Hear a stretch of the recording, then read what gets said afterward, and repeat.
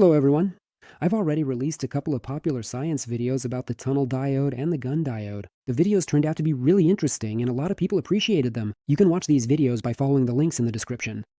And as you might have guessed, today is the third video in this series.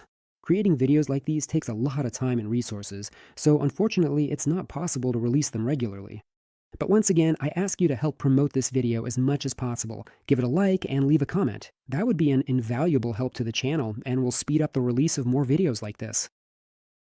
This video will be long but very engaging, so make yourself comfortable. Today, we're going to talk about an electronic device that was invented a long time ago. A unique device that was actively used for military purposes and now helps you cook your food. A mysterious device that shoots electrons. A weapon that disables electronics and disperses crowds of people. Meet His Majesty, the great and terrible Magnetron. The very term magnetron was proposed in 1921 by Albert Hull, who went down in history as the creator of the magnetron. Hull's magnetron was not intended for generating high-frequency radiation. Hull simply wanted to create an alternative to the vacuum triode with a control grid, bypassing Western Electric's patents. He planned to control the anode current of the tube not with a grid, but with a magnetic field. Hull's magnetron was created as a magnetically controlled vacuum device which could be used, for example, as a switch or an amplifier. 3 years later, two scientists, August Zatschack and Eric Haban, independently discovered that the magnetron could generate decimeter waves with frequencies up to 1 gigahertz. In the 1920s and 1930s, there were projects to develop magnetrons in many countries, so it's impossible to say that the magnetron is the achievement of any one country or individual. In 1940, at the University of Birmingham in Britain, scientists John Randall and Harry Boot created a prototype of a multi-cavity magnetron with a high pulse power of about 400 watts. And from that moment, the era of the magnetron began. It was this version of the device that became the heart of centimeter wave radars during World War II. And the first microwave oven was created by the Raytheon Company after engineer Percy Spencer noticed that magnetron radiation could heat food. Mass production of these ovens began 2 years later, in 1947. They were large in size and were primarily intended for restaurants, while the familiar household microwave ovens only began to be produced in the 1960s. Design and operating principle. The operation of the magnetron is based on classical phenomena, and in fact, it's all simpler than it might seem. But nevertheless, let's start from the very beginning.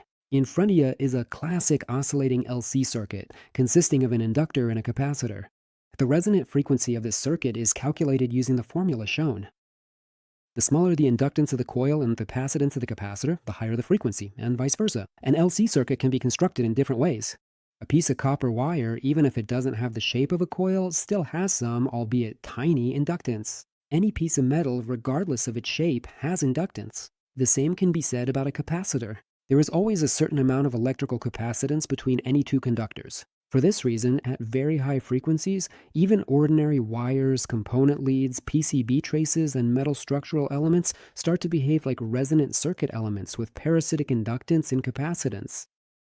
An LC circuit by itself is not a source of energy and can't generate sustained oscillations out of nothing, aside from the small noises that are present in any real system. In order for oscillations to occur in the circuit, energy must first be introduced into it by charging the capacitor, passing current through the coil, or exciting the circuit with an external electromagnetic field. In a real resonant circuit, due to losses, these oscillations gradually die out, so continuous generation requires constant external energy input. Let's assemble a simple circuit using a power source, an inductor, and a capacitor. The circuit also includes a couple of resistors which can be neglected. In the first position of the switch, the capacitor will start charging from the power source. Initially, before the power is applied, the voltage across it is about 0.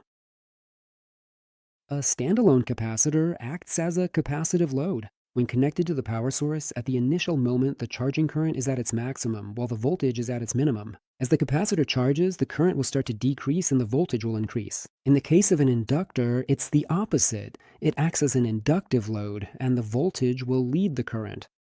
Next, when we flip the switch, the external power source is disconnected and all the energy stored in the capacitor goes to the inductor. At this point, the circuit becomes a closed system without any external supply. In our circuit, the current can't instantly reach its maximum because the inductor resists sudden changes. Then a free oscillatory process begins. The energy stored in the electric field of the capacitor begins to transfer into the magnetic field of the inductor. The voltage across the capacitor decreases while the current through the inductor increases. When the capacitor is almost completely discharged, its voltage becomes minimal and the current through the inductor reaches its maximum. The energy from the capacitor has almost entirely transferred into the magnetic field of the inductor. The inductor has an important property. It stores energy in its magnetic field and resists sudden changes in current. This phenomenon is related to self-induction. Pay attention to the initial polarity of the voltage across the capacitor. At first, one of its plates was charged positively and the other negatively. But when the capacitor discharges, the current in the circuit doesn't disappear instantly. Thanks to the energy stored in its magnetic field, the inductor continues to maintain the current in the same direction. The magnetic field of the inductor begins to decrease, and due to the phenomenon of self-induction, an EMF is generated in the inductor that keeps the current flowing in the same direction. In fact, for a short time, the inductor itself becomes a source of voltage and returns the stored energy back to the circuit. This current continues to flow through the capacitor and charges it, but now with the opposite polarity. Then, once again, energy is accumulated and released, and each time the polarity of the voltage will reverse, which results in sinusoidal oscillations. With one polarity, one half wave is formed. With the opposite polarity, the other half wave is formed. With each such cycle, the oscillations will fade until the energy is completely depleted. This is the operating principle of an oscillatory circuit. Oscillations in the system can also be excited without interfering with the LC circuit itself by using an external radiation source. You might ask, what does all of the above have to do with a magnetron? Actually, it has a direct connection, even though it might not be obvious yet, so let's keep going. In front of you is an incandescent lamp. When it's off, it's just a glass bulb with a vacuum inside and a filament. When power is supplied, the filament heats up and emits light and heat. This is also a lamp, but it's an electron tube, or simply a vacuum tube. It also has a filament, and in the simplest design, it also has an anode and a cathode. The filament is heated, and in turn, it heats the cathode. If you heat the cathode to a certain temperature, some of the electrons in the cathode will gain enough energy to leave the cathode. This is called thermionic emission. The electrons that leave the surface of the cathode begin to drift near it, forming an electron cloud. When a high voltage is applied between the anode and the cathode, an electric field is created. The cathode is negative, the anode is positive, so the electrons, being negatively charged particles, will move toward the positively charged anode.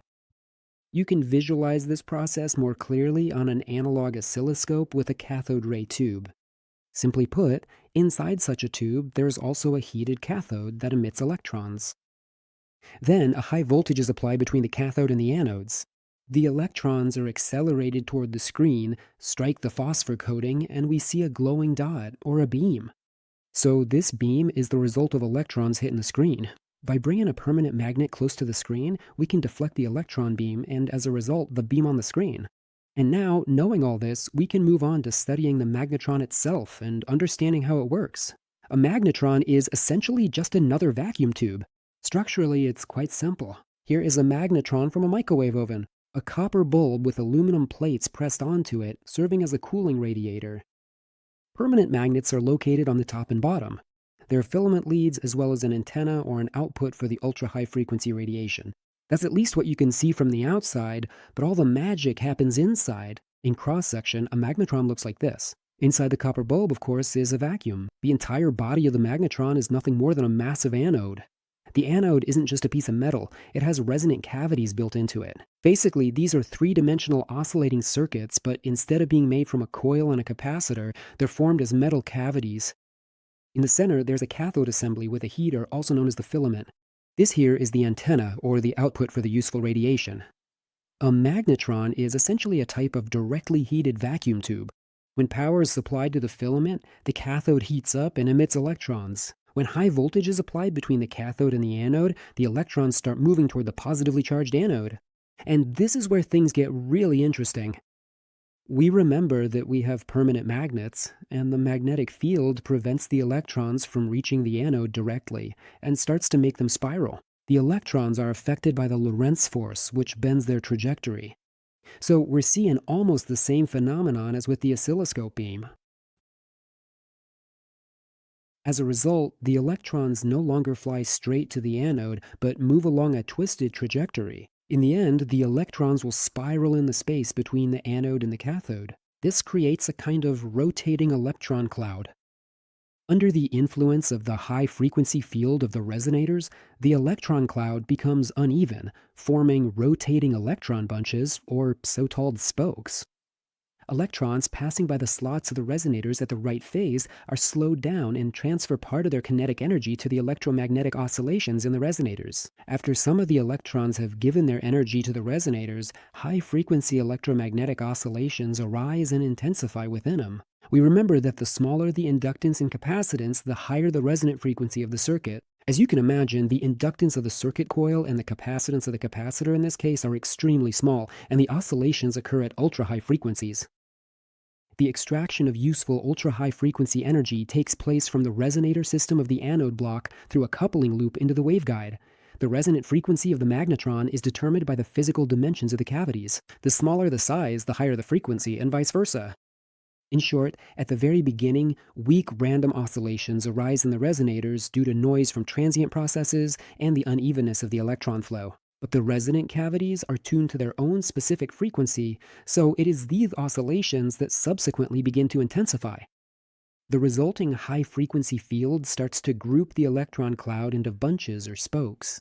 And these electron bunches, as they pass by the slots of the resonators at the right phase, transfer part of their energy to them. And this is exactly how self-sustaining generation occurs. Startup. Before we continue, an important warning. Never try to repeat what you see here. A magnetron is dangerous in every sense of the word. The powerful microwave radiation it generates can cause irreversible vision loss and other injuries such as burns.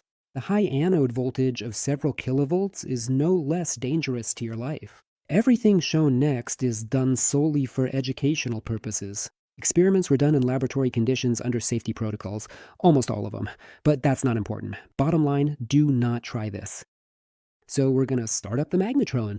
For this, you need the standard set of devices found in a microwave oven.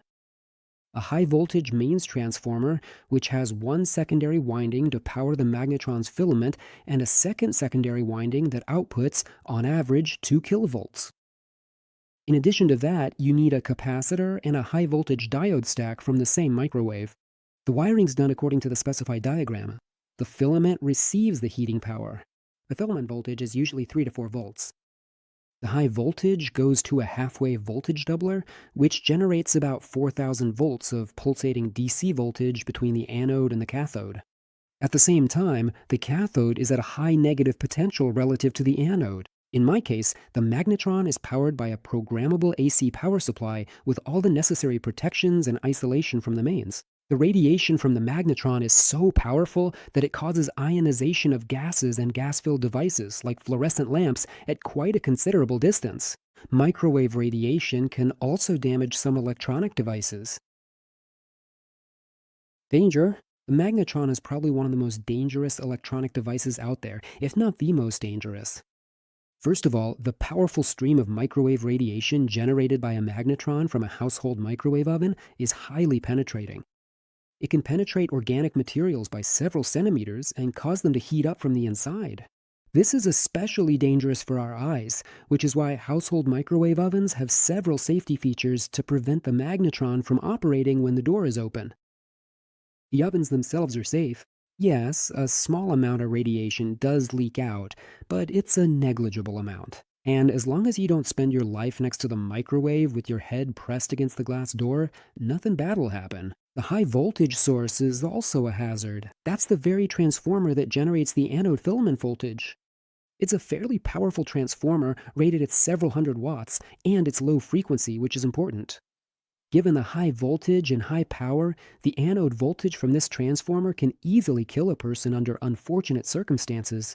If you're lucky, you might just get an electric shock you'll remember for the rest of your life, along with a severe burn. On top of that, the magnetron's design includes ceramic insulators that are really hard and conduct heat well. In some cases, this can be beryllium ceramic. The dust from the ceramic is extremely toxic. If it gets into your lungs, it can cause a severe illness called berylliosis. Beryllium ceramic itself isn't dangerous as long as you don't grind, saw, or drill it. The real danger comes from the fine particles and dust of this ceramic. Otherwise, beryllium ceramic is widely used because of its excellent properties. It's thermally stable, a good dielectric, strong, and has outstanding thermal conductivity. I've already listed 3 dangerous factors, but that's not all. The cathode assembly in some magnetrons may contain radioactive thorium-232. The amount of thorium is tiny, but still. A note here, not every household magnetron necessarily contains thorium, but it has been used in magnetrons. The magnetron is a weapon? Overall, microwave radiation has been considered a promising weapon for many decades, and the magnetron isn't the only candidate in this regard, since there are many other powerful generators of ultra-high frequency radiation besides it. If we consider a classic microwave oven magnetron, even though it has an impressive power output of several hundred watts, it only works effectively at short distances, up to a few dozen centimeters. At greater distances, from several to dozens of meters, almost all the energy dissipates into the surrounding space. A directional antenna could change the situation, but even with one, a microwave oven magnetron at best can cause interference, but it can't disable electronics at long distances. For reference, there actually are microwave sources designed to jam enemy communications over relatively long distances. But even for that, you need pulsed power in the hundreds of megawatts. I'm not even talking about disabling electronic devices or harming personnel at long distances. To make that possible, you need an enormous energy density and incredibly high power. Such devices are completely impractical because they require a very powerful power source. Microwave weapons focus not on prolonged operation, but on short, pulsed bursts. One of the interesting projects is ADS, the American Active Denial System. This is a microwave weapon that generates oscillations at about 95 gigahertz, delivering a short-term shock effect to crowds of people. When the ADS system is used, 85% of the microwave radiation is absorbed by the upper layer of the skin. The effect it produces on a potential adversary is described, quoting Wikipedia, as an immediate and highly motivated escape behavior. In fact, this system very quickly heats up the surface layer of the skin. A person experiences pain, shock, and a reflexive urge to immediately escape the affected area. The Pentagon conducted about 10,000 certified tests. The pain threshold is reached within 2 seconds of exposure. After 5 seconds, the pain becomes unbearable. With longer exposure, burns begin to form on the skin. The main problem with microwave weapons is that it is extremely difficult and expensive to concentrate the radiation into a thin beam, like with a laser. Even the highest frequency terahertz sources are still far below lasers in terms of frequency. For example, a household magnetron with a frequency of 2.45 gigahertz has a wavelength of 12 centimeters, while terahertz sources have a wavelength of a fraction of a millimeter, whereas a typical visible laser has a wavelength of hundreds of nanometers. That's why a laser can be focused into a much finer spot. That's why there are range limitations when using a magnetron as a weapon. Conclusion: the magnetron is a relic of the past that is still widely used today. During the vacuum tube era, the magnetron was one of the most efficient ways to generate powerful ultra-high frequency radiation from hundreds of megahertz to hundreds of gigahertz. It became widespread precisely because of its compact size, high efficiency, low cost, and simple design. It can operate at high power for long periods, have a relatively long service life, and are not sensitive to the parameters of the filament and anode voltages. In radar, they were once indispensable, but times are changing. More efficient broadband generators of ultra-high frequency radiation with flexible control are being developed. The magnetron is probably the last mass-produced vacuum tube that is still in demand, where a cheap and powerful microwave source is needed. The most common device in this regard is the ordinary household microwave oven. Well, friends, I hope I didn't tire you out too much and that the video is useful, or at least enjoyable to watch. In closing, let me remind you that if you want to see more videos like this on popular science topics, leave a comment, give it a rating, and share it with your friends. This is invaluable support for the channel and gives me motivation to create new videos. And with that, I say goodbye to you. As always, this was Cassian, aka, and until next time, see ya.